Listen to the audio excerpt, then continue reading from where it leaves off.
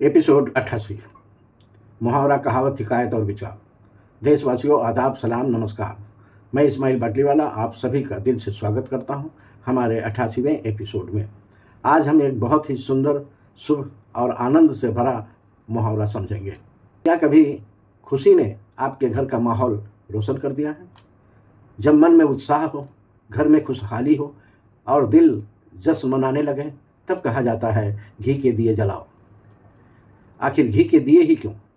क्योंकि पुराने समय में घी का दिया सिर्फ रोशनी नहीं बल्कि शुभता, समृद्धि और उत्सव का प्रतीक माना जाता था। जब कोई बड़ी खुशी आती थी तो लोग घी के दिए जलाकर अपनी प्रसन्नता प्रकट करते थे। आज भी जब घर में कोई शुभ काम होता है, अच्छी खबर आती है या मन बहुत प्रसन्न होता है तो दिल यही कहता है कि मानो घी के दिए जल उठे हैं। ये मुहावरा आज भी खुशी, सफलता और उत्सव का प्रतीक है। इस मुहावरे का मतलब क्या है? बहुत खुशी मनाना या किसी शुभ अवसर पर उत्सव मनाना, यानी बड़ी खुशी मिलना, मन में उत्साह और उल्लास होना। ये मुहावरा कब बोला जाता है? ये मुहावरा तब इस्तेमाल होता है जब घर में बहुत खुशी आए, जब कोई शुभ समाचार मिले, जब सफलता या उत्सव का माहौल हो। रोजमर्रा के उदाहरण नंबर 1, बेटे की नौकरी लगते ही घर में घी के दिए जल गए। उदाहरण नंबर 2, परीक्षा में अच्छे अंक आए तो माता पिता ने मानो घी के दिए जला दिए। उदाहरण नंबर 3, घर में शादी तय होते ही खुशी का माहौल बन गया, तब कहा जाता है घर में घी के दिए जल उठे। छोटी सी हिकायत। एक परिवार कई सालों से मुश्किल हालात में गुजर रहा था। घर में संघर्ष था, चिंता थी और हर दिन उम्मीद का इंतजार। एक दिन घर के बेटे को अच्छी नौकरी मिल गई। बस फिर क्या था, माँ की आंखों में खुशी के आंसू थे, पिता के चेहरे पे सुकून था और पूरे घर में जश्न का माहौल था। तब पड़ोसी ने मुस्कुराते हुए कहा, लगता है आज घर में घी के दिए जले हैं।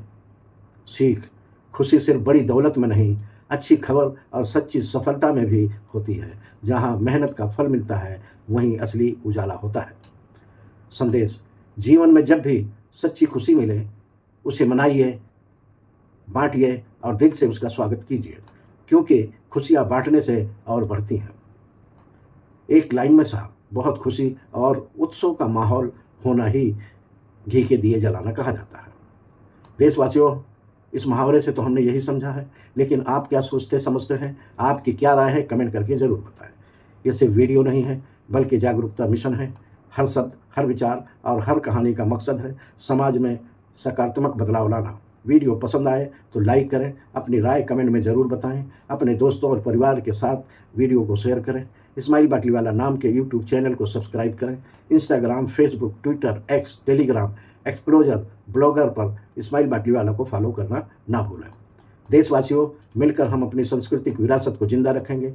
कल शाम 7 बजे हम फिर मिलेंगे एक नई कहावत, नई हिकायत और नई सीख के साथ। बहुत बहुत शुक्रिया। जय हिंद।